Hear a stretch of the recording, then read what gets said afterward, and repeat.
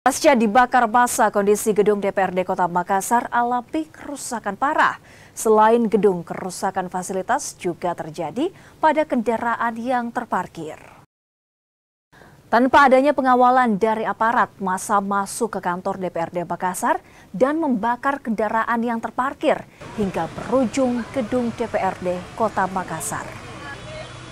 Api yang cepat membesar hingga hampir menghanguskan seluruh bangunan.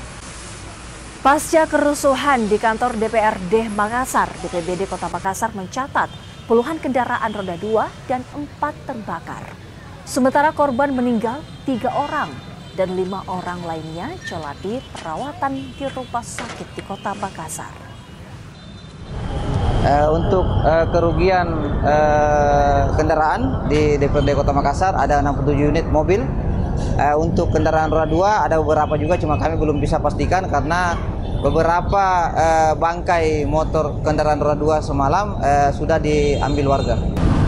Seperti kita lihat ini, DPRD Kota Makassar ini untuk struktur masih ada, tapi untuk sarana prasarana, fasilitas dan sebagainya ini sudah hampir semua menyeluruh terkena dampak kebakaran. Untuk Kota Makassar, untuk Provinsi Selatan hampir semua juga terbakar.